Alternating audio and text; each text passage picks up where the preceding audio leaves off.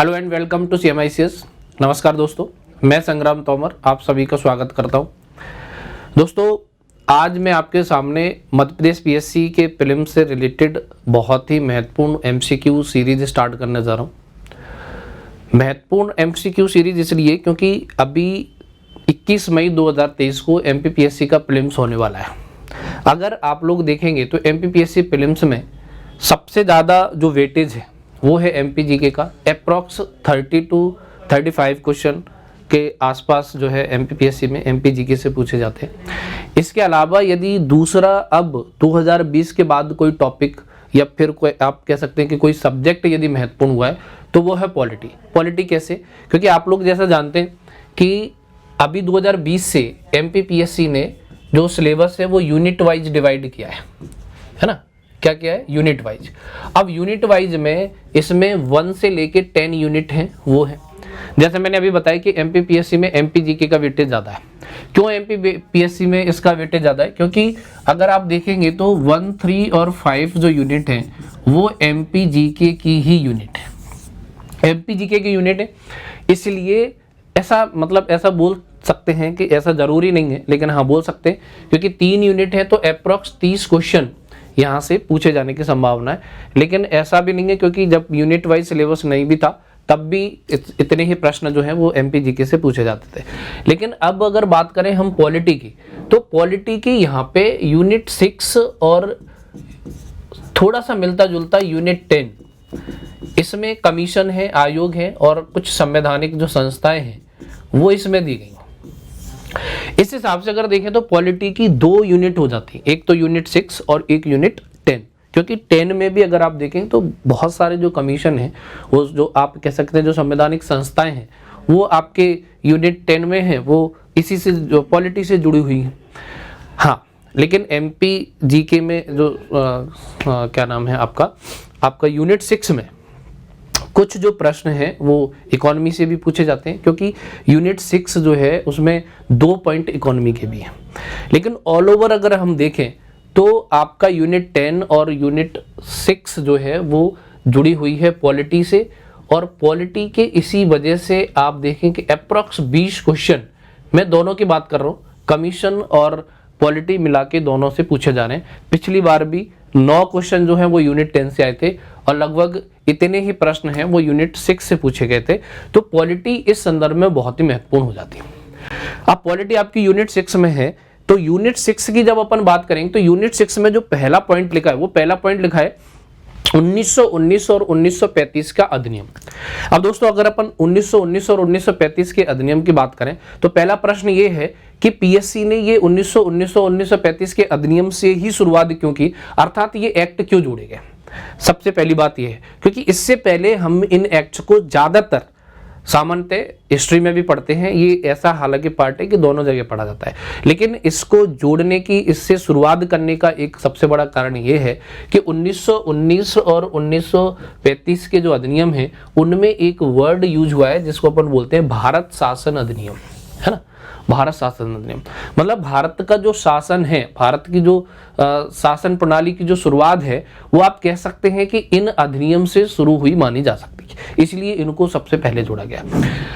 ये जो एक्ट है, हालांकि अगर आप पढ़ेंगे तो भारतीय संविधान का जो विकास है उस टॉपिक से जुड़ते हैं, जो कि कुछ पार्ट हिस्ट्री में है, कुछ आपका पॉलिटी में। भारतीय संविधान का विकास कहाँ से होता है तो 1773 की जो रेगुलेटिंग एक्ट है उससे लेके 1947 का जो भारत शासन अधिनियम है वहां तक आप कह सकते हैं कि भारतीय संविधान के विकास की क्रमिक प्रक्रिया को देखा जा सकता है। तो उसको भी 2 पार्ट में डिवाइड करते हैं कि जैसे आप कह सकते हैं कि कंपनी का शासन और क्राउन का शासन। कंपनी का शासन है वो 1858 तक चलता है। 1858 से लेकर 1947 तक जो है वो क्राउन का शासन, आप कह सकते हैं कि महारानी डायरेक्ट रूल करने लगती है भारत पे, और भारत में जो गवर्नर जनरल की जो पोस्ट है वो वाइसराय कहलाती है, और भारत सचिव का जो एक पद जो है वो सृजित हो जाता है। लेकिन हम उतनी बात नहीं करेंगे क्योंकि हम टू द पॉइंट बात करेंगे 1919 और 1935 के अधिनियम। देखिए 1919 और 1935 के अधिनियम ऐसा नहीं है कि मैं पहली बार पढ़ा रहा हूँ, आप में से कई सारे स्टूडेंट ऐसे होंगे जिनने 1919 और 1935 का जो अधिनियम है वो कई बार पढ़ लिया होगा और पढ़ के भी बैठे होंगे। इसी बात को ध्यान में रखते हुए मैंने 1919 और 1935 के जो अधिनियम है उनको थ्योरेटिकली न पढ़ाते हुए हम MCQ सीरीज पे मूव करेंगे। कारण क्या है कि जब आप इन क्वेश्चंस को देखेंगे तो मैं आपसे ये दावे के साथ कह सकता हूं कि ये जो क्वेश्चन है वो आपके एग्जाम में बहुत हेल्पफुल होने वाले हैं। आपने बहुत सारी चीजें पढ़ी होंगी लेकिन फिर भी कुछ चीजें इसमें नहीं मिलेंगी, ऐसी मैं जरूर आशा करता हूं। तो आप जुड़े रहना। ज्यादा प्रश्न नहीं है, मैंने बहुत ही महत्वपूर्ण प्रश्न इन दोनों एक्ट से निकाल के जो है वो आपके सामने लेके आया हूं। बमुश्किल 10 या 15 प्रश्न हैं, वो आपके सामने डिस्कशन करेंगे, तो आप जुड़े रहिएगा। सबसे पहले अपन शुरुआत करते हैं क्वेश्चन नंबर 1। तो पहला प्रश्न देखिए, निम्नलिखित में से कौन सी परिस्थिति भारत शासन अधिनियम 1919 के लिए जिम्मेदार नहीं थी। देखिए ध्यान देने की बात है कि यहाँ पे मैं ये बोल रहा हूँ कि कौन सी परिस्थिति भारत शासन अधिनियम आने के लिए जिम्मेदार नहीं थी। इसका मतलब ये है कि बाकी कुछ प्रश्न, कुछ जो ऑप्शन हैं वो ऐसे होंगे जो ये बताएंगे कि कौन सी परिस्थिति है जिनकी वजह से 1919 के अधिनियम को जो है वो लेके आया गया। इस प्रश्न को मैं यहाँ पे पूछने का कारण ये है कि 1919 का अधिनियम आपने पढ़ा होगा, बिल्कुल पढ़ा होगा, लेकिन आपने ये जानने की कोशिश नहीं करी होगी कि कौन सी ऐसी कंडीशन या फिर हिस्ट्री में कौन से ऐसे कारण रहे होंगे, संभावित कारण, जिनकी वजह से 1919 का जो एक्ट है वो लेके आया गया। तो इनमें से मैंने प्रश्न पूछा है कि कौन सा नहीं। तो पहला जो ऑप्शन है आपके सामने वो ऑप्शन है अगस्त प्रस्ताव। थोड़ा सा इसमें करेक्शन करेंगे। अगस्त प्रस्ताव ने, ये अगस्त घोषणा है, ये क्या है, अगस्त घोषणा। अगस्त घोषणा को हम मॉन्टेस्क्यू घोषणा के नाम से भी जानते हैं, मॉन्टेस्क्यू घोषणा। दोस्तों देखिए एक चीज मैं और बता दूं आपको कि 1919 का जो एक्ट है, 1919 के एक्ट को मॉन्टेस्क्यू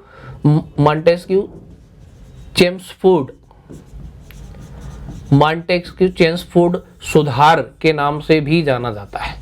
मॉन्टेस्क्यू चेम्सफोर्ड सुधार के नाम से भी इस अधिनियम को जाना जाता है, क्योंकि मॉन्टेस्क्यू उस समय भारत सचिव थे और जो आपके चेम्सफोर्ड थे, लॉर्ड चेम्सफोर्ड, वो भारत के वाइसराय थे। मॉन्टेस्क्यू घोषणा इसलिए बोला जाता है क्योंकि अगस्त में, ये आपके 1917 में मॉन्टेस्क्यू ने ब्रिटेन की संसद के जो कॉमन सभा है उसमें ये घोषणा की कि ब्रिटिश सरकार की नीति के अनुसार भारत के सभी विभाग और भारत के जो सरकारी पद होंगे उनमें भारतीयों को शामिल किया जाएगा, मतलब भारतीयों के लिए शासन को उत्तरदायी बनाया जाएगा। और इसमें ऐसा बोला गया था कि भारतीय लोगों की भी सहमति है। तो ये घोषणा हुई थी ब्रिटेन में कॉमन सभा में, इसलिए, और ये घोषणा की किसने थी, मॉन्टेस्क्यू ने। तो मॉन्टेस्क्यू घोषणा इसलिए इसको बोला जाता है। प्रश्न पे हमें ध्यान देना है कि 1919 के अधिनियम के लिए कौन सी चीजें हैं जो जिम्मेदार नहीं थी। तो अब इससे पता चल जाता है कि भाई ये तो डेफिनेटली जिम्मेदार होगी, क्योंकि यहाँ तो सीधे सीधे ये बात की जा रही है कि भारतीय लोगों को उत्तरदायी सरकार बनाने के लिए शामिल किया जाएगा। 1919 के अधिनियम लाने का एक प्रमुख उद्देश्य भी यही था कि उत्तरदायी सरकार का गठन किया जाए। तो पहला जो ऑप्शन है वो तो डेफिनेटली होगा। प्रथम विश्व युद्ध को भी आपके 1919 के अधिनियम लाने के पीछे एक कारण माना जाता है, क्योंकि इस अधिनियम का एक उद्देश्य ये भी था कि उस समय ऐसी परिस्थितियां निर्मित हो रही थी, क्रांतिकारी गतिविधियां, जो कि आपका अगला ऑप्शन है, क्रांतिकारी गतिविधियां काफी चरम पे थी। भारतीयों में रोष था, भारत के लोग जो है वो शासन में अपनी भूमिका चाह रहे थे, सरकार में अपनी महत्वपूर्ण जो रोल है उसको चाह रहे थे, संविधान सभा के गठन की मांग की जा रही थी, स्वतंत्रता आंदोलन अपने चरम पे जो है वो शुरुआत होने लगी थी। तो कैसे भी करके अंग्रेजों का उद्देश्य ये था कि भारत के लोगों को 10 साल तक, कम से कम 10 साल तक अपने फेवर में शामिल किया जाए। तो ये उद्देश्य था। तो प्रथम विश्व युद्ध की जो भूमिका थी, आप अगर देखें तो प्रथम विश्व युद्ध जो है कि आपका 1914 से लेके 1918 तक जो है वो संचालित, मतलब ये जो युद्ध था वो चला था। इसमें भारतीयों की भूमिका बहुत ज़्यादा थी। लगभग 70,000 जो सैनिक थे, भारतीय सैनिक थे, उनने इसमें पार्टिसिपेट करा। तो इतनी बड़ी भूमिका को अंग्रेज जो है वो नकार नहीं सकते थे। तो अंग्रेज चाह रहे थे कि कैसे भी करके जब तक परिस्थितियां सामान्य नहीं हो जाएं तब तक भारत के लोगों को कैसे भी करके इस शासन में महत्वपूर्ण भूमिका देके और उनका समर्थन जो है वो प्राप्त किया जाए। असहयोग आंदोलन, जो कि यहाँ पे देखिए लिखा है, असहयोग आंदोलन यहाँ पे एक और ऐसी घटना है जिसको ऐसा बोला जाता है कि ये भी 1919 के अधिनियम के लाने के पीछे कारण था। चलिए, तो प्रश्न के अनुसार मैंने ये प्रश्न में पूछा है कि निम्नलिखित में से कौन सा सही नहीं है। तो असहयोग आंदोलन भी इसमें दिया है। तो असहयोग आंदोलन जैसा आप जानते हैं कि 1920 में शुरू हुआ था, तो 1920 में शुरू होने की वजह से ये 1919 के एक्ट के लिए परिस्थिति निर्मित नहीं करता, तो इसलिए अपने क्वेश्चन के अनुसार ये जो उत्तर है वो सही होगा। असहयोग आंदोलन 1919 अधिनियम को लाने के पीछे परिस्थितियां निर्मित नहीं करता। अगला प्रश्न हम देखते हैं। अगला प्रश्न देखिए जो कि बहुत महत्वपूर्ण प्रश्न है। इस प्रश्न में ये लिखा है, भारत शासन अधिनियम 1919 के द्वारा किस प्रकार उत्तरदायी सरकार निर्मित करने का प्रयास किया गया था। ऐसे कौन से प्रोविजन थे 1919 के एक्ट में जो उत्तरदायी सरकार बनाने की घोषणा करते हैं।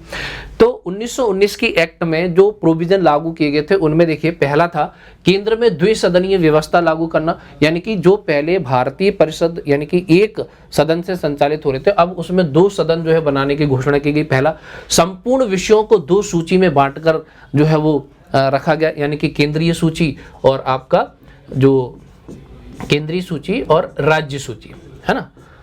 प्रांतीय विषयों को भी 2 भागों में विभक्त किया गया, बांटा गया।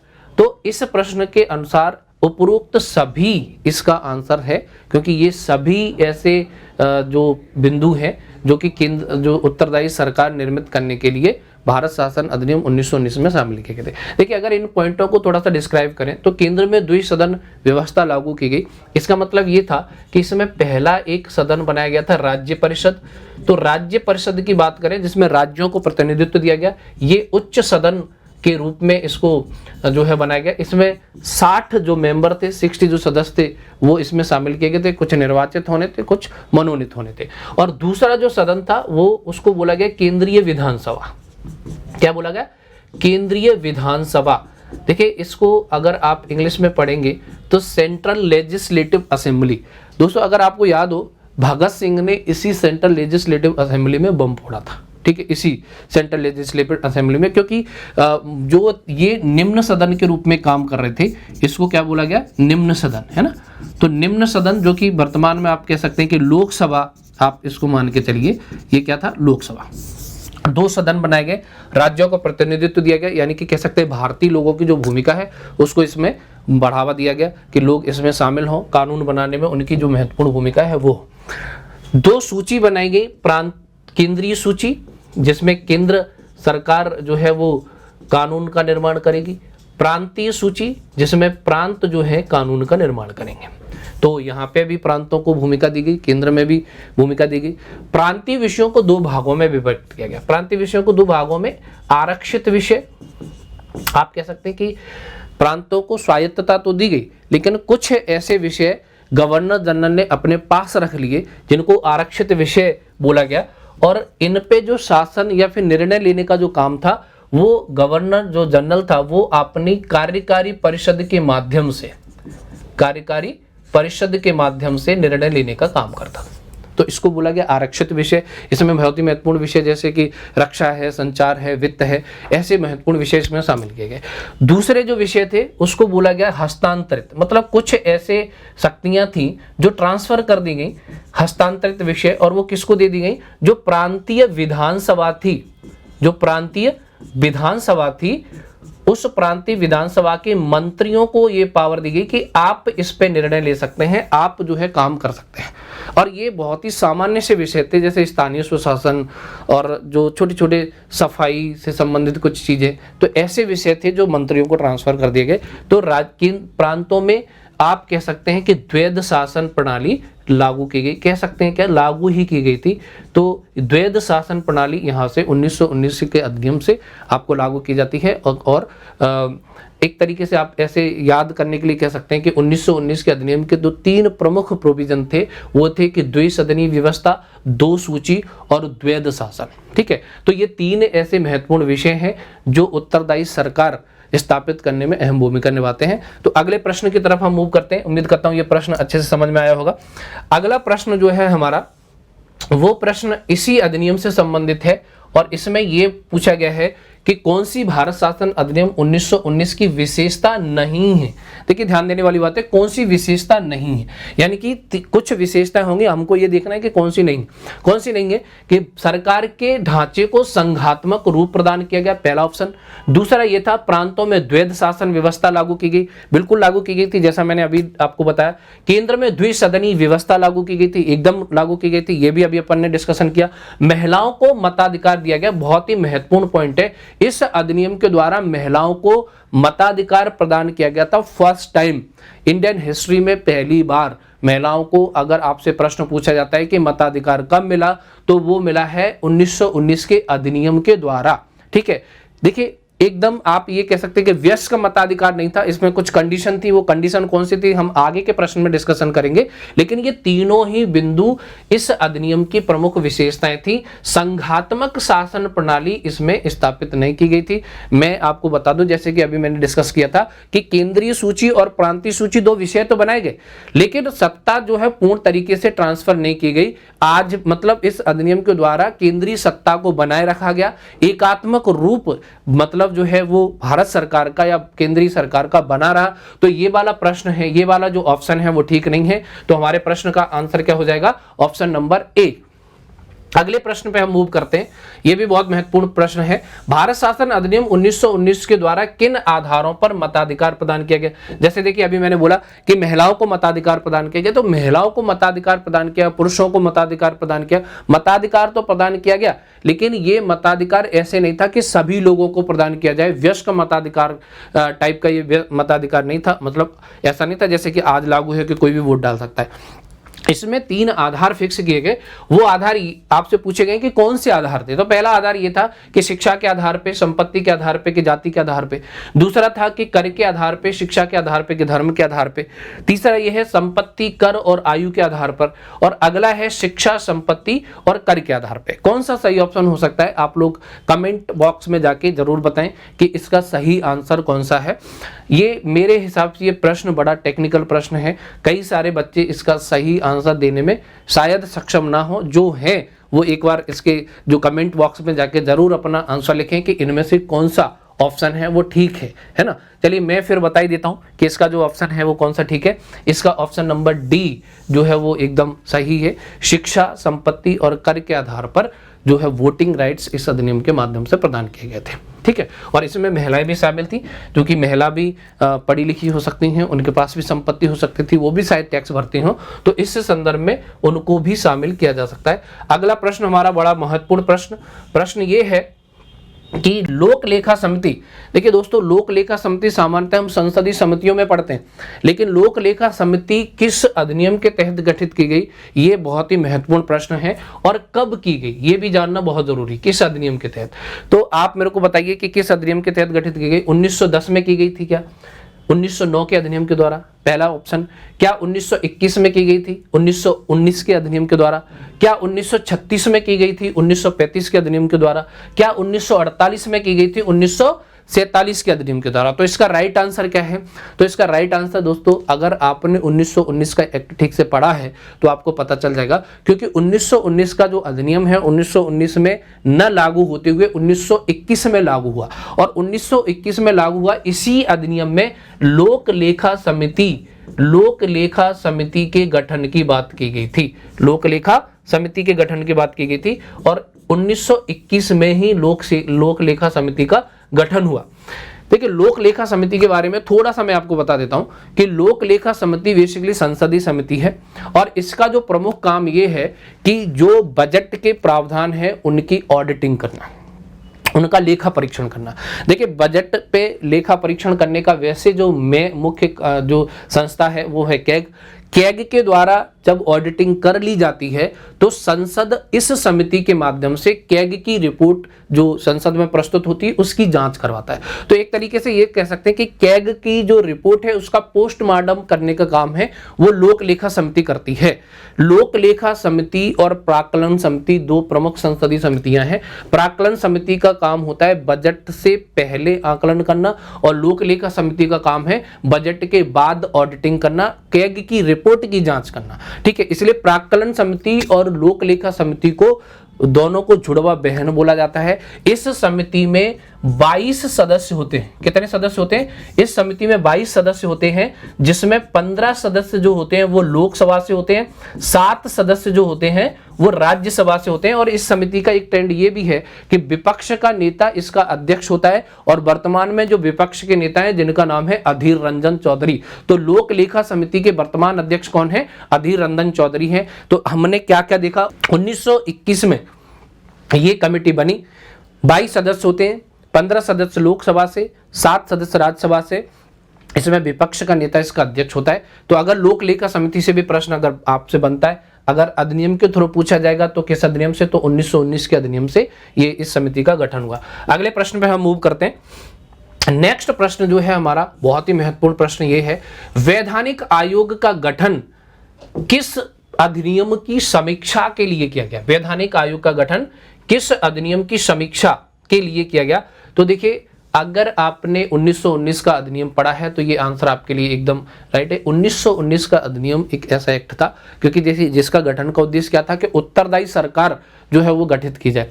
इसी अधिनियम में एक पॉइंट ये भी जोड़ा गया कि एक वैधानिक कमीशन बनाया जाएगा 10 साल के बाद।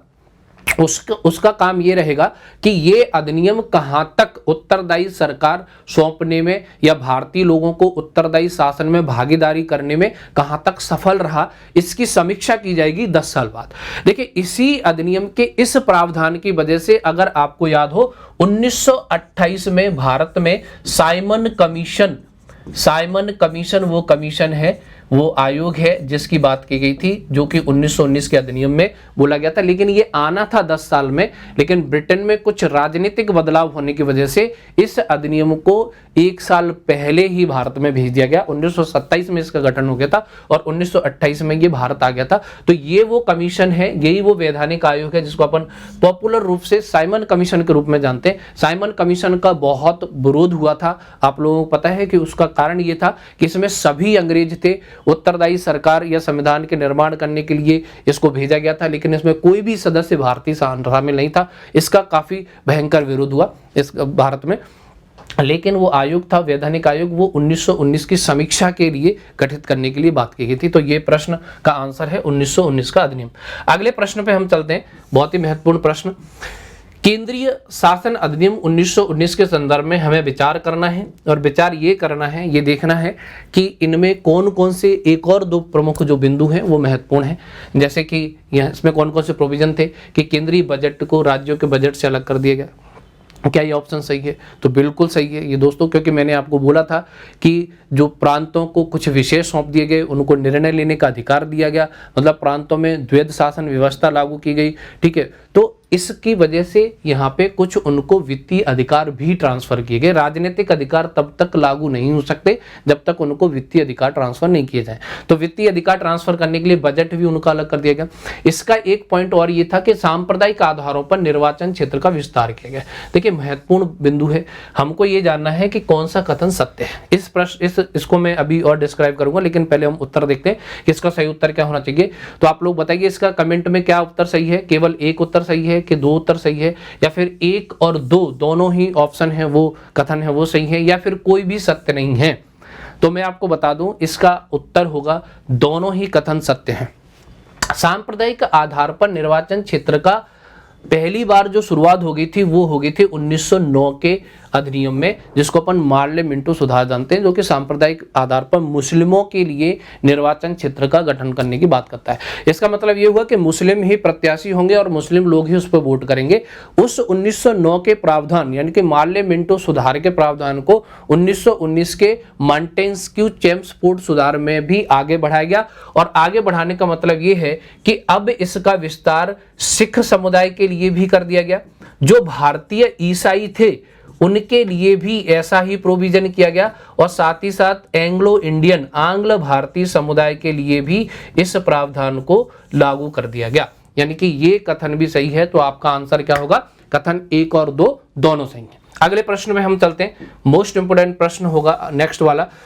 1935 का अधिनियम हम बात करेंगे कि 1935 के अधिनियम के समक्ष ऐसी कौन सी वो परिस्थितियां निर्मित हुई थी जिससे कि 1935 का अधिनियम लाया गया। देखिए, मैं कोशिश ये कर रहा हूं कि आपको एमसीक्यू के माध्यम से सारे जो एक्ट की जो मुख्य बातें हैं वो आप तक पहुंचाई जाए। 1919 का एक्ट हमने पढ़ लिया है और उम्मीद करता हूं कि इसके जो महत्वपूर्ण पॉइंट हैं जो आपको शायद किसी बुक्स में एक जगह ना मिले, वो आपको मैंने यहाँ जो है वो प्रस्तुत किए हैं। आप लोग उसको एक बार जरूर देखना, है ना।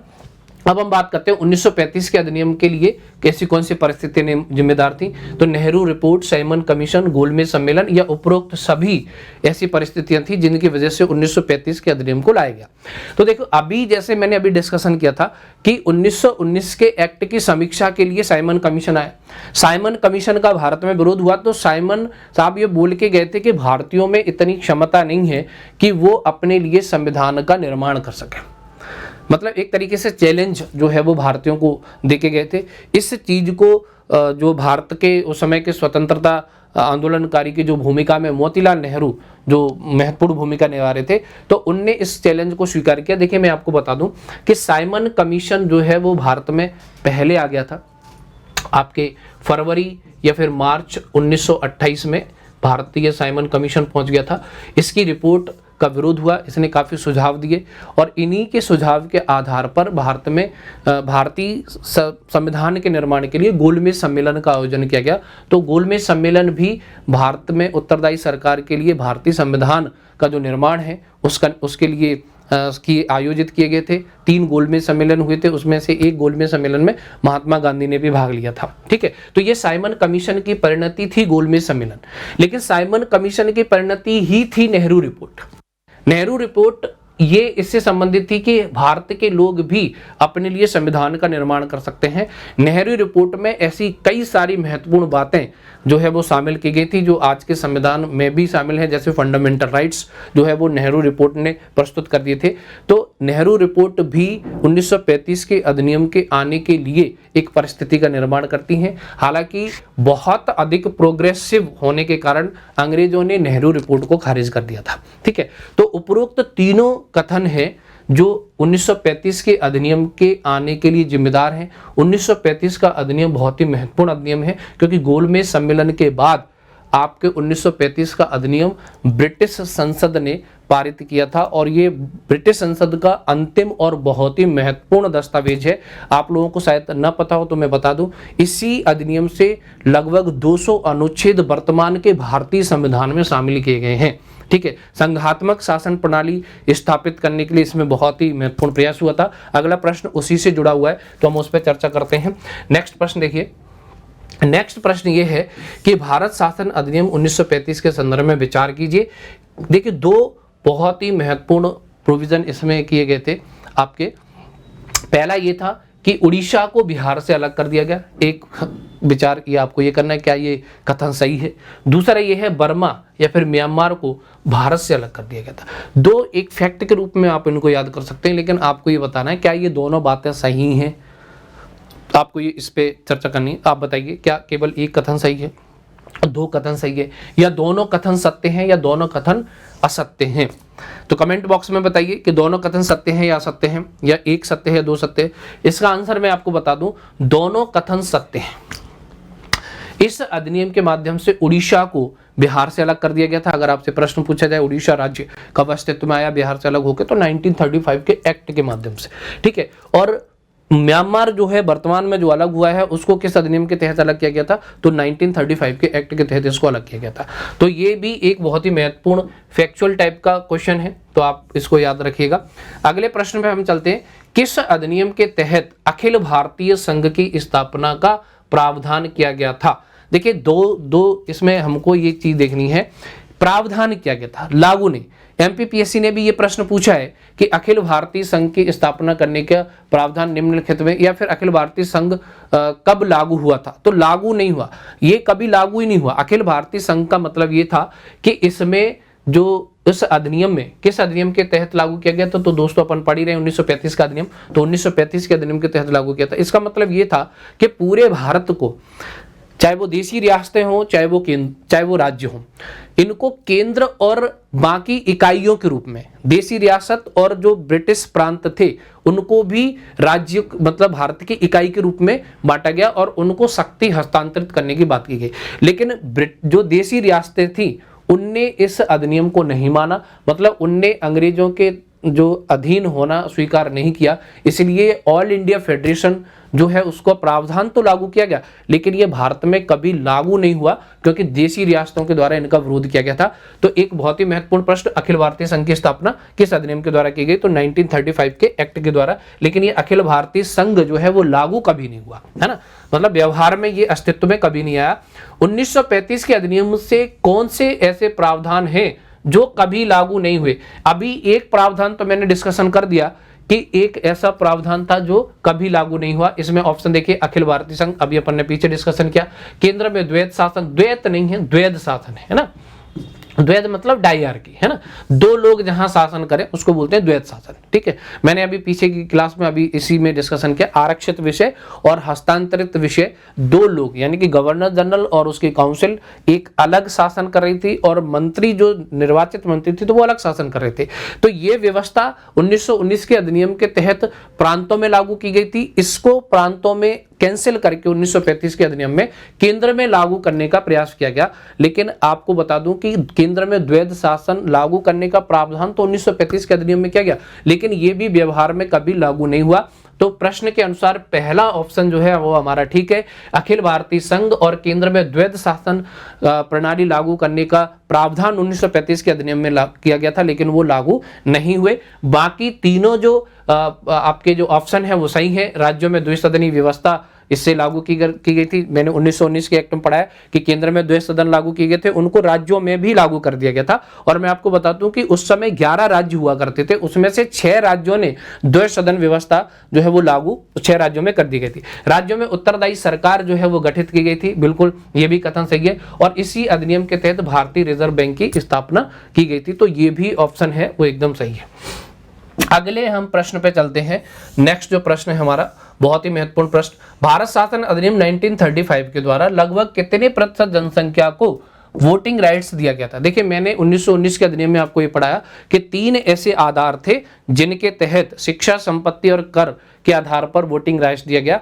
लेकिन इसको थोड़ा सा और बढ़ा के कुछ जनसंख्या जो है वो लगभग पूरे भारत की जनसंख्या, उनमें से कितनी प्रतिशत जनसंख्या थी उसको वोटिंग राइट्स प्रदान किया गया। तो इसमें सही जो ऑप्शन है आपका 40%, 30%, 20% में से 10% लगभग जनसंख्या भारत की ऐसी थी जिसको वोटिंग राइट्स प्रदान किया गया। तो इसका एक फैक्चुअल प्रश्न है, इसका सही आंसर है 10% जो है वो वोटिंग राइट्स है वो भारत की जनसंख्या को 1935 के अधिनियम के द्वारा प्रदान किया गया। अगले प्रश्न में हम चलते हैं। भारत शासन अधिनियम 1935 के प्रमुख प्रावधान। देखिए प्रावधान मैंने पहले बोला था कि मैं ऐसा कोशिश कर रहा हूं कि इन प्रश्न के माध्यम से ये बता सकूं कि कौन से ऐसे कारण थे जिनकी वजह से ये अधिनियम लाए गए, उनमें मुख्य प्रावधान क्या थे, इन पे हम चर्चा कर रहे हैं एमसीक्यू के माध्यम से। तो फिर भी कुछ रह गए तो इनमें से हम अपन ये भी देख लेते हैं कि प्रांतीय सेवा आयोग, इनको आप कह सकते हैं कि स्टेट सर्विस कमीशन। प्रांतीय सेवा आयोग का मतलब जो अभी अपन एमपीपीएससी है, तो एमपीपीएससी ऐसे स्टेट पीएससी के गठन का प्रावधान किस अधिनियम के तहत किया गया था? तो आपका आंसर है 1935 का अधिनियम, क्योंकि प्रांतीय सेवा आयोग का गठन करने की बात यहां पे की गई थी। संयुक्त सेवा आयोग यानी कि ज्वाइंट सर्विस कमीशन, 2 या 2 से अधिक राज्यों के लिए अगर वो सहमत होते हैं तो उनकी एग्जाम कराने के लिए संयुक्त सर्विस कमीशन स्थापित करने की बात भी इस अधिनियम में की गई थी। मैं आपको एक बता दूं, एक जो इससे रिलेटेड ही एक महत्वपूर्ण बिंदु कि केंद्रीय लोक सेवा आयोग जिसको आज अपन यूपीएससी बोलते हैं, इसके गठन का प्रावधान 1919 के एक्ट के तहत किया गया था, जो कि 1 अक्टूबर 1926 को गठित हुआ था केंद्रीय लोक सेवा आयोग। केंद्रीय लोक सेवा आयोग का नाम 1935 के अधिनियम में बदल के कर दिया गया था फेडरल पब्लिक सर्विस कमीशन।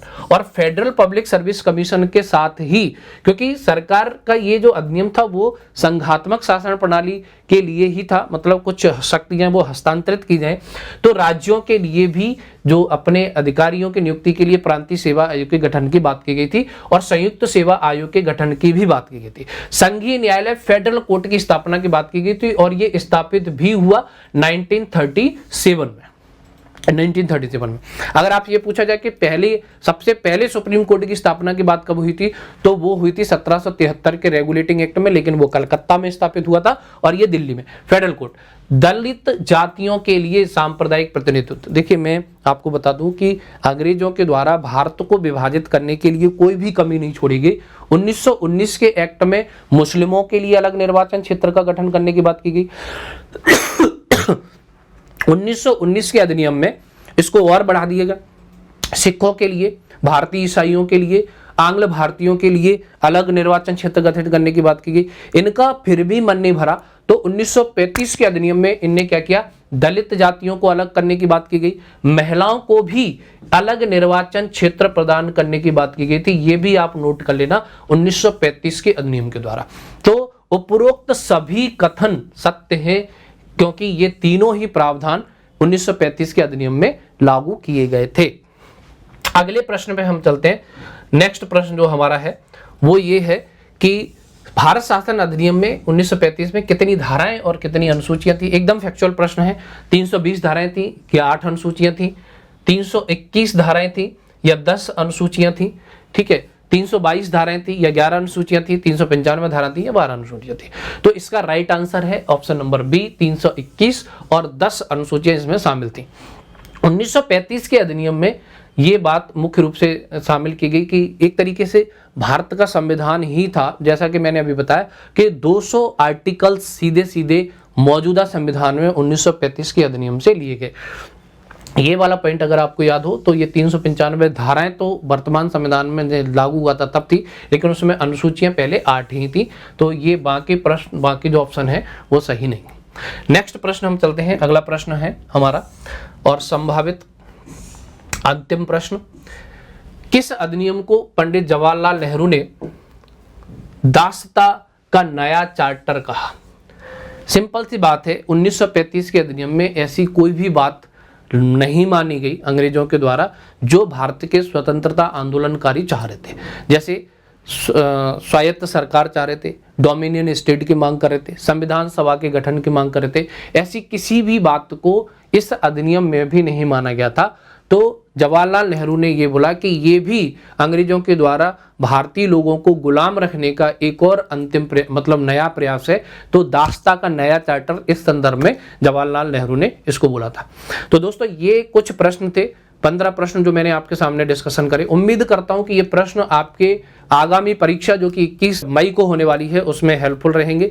ऐसे ही टॉपिक वाइज MCQ मैं आपके सामने डेली जो है वो लाने की कोशिश करूंगा। आप लोगों को यदि ये मेरे जो प्रयास है वो अगर ठीक लगा हो तो इसको ज़रूर आप शेयर करिए अपने दोस्तों के लिए, और बाकी जो क्लासेस हैं उसके लिए आप लाइक और सब्सक्राइब करें ताकि जो नोटिफिकेशन आपको मिलता रहे। धन्यवाद, मिलते हैं नेक्स्ट क्लास में।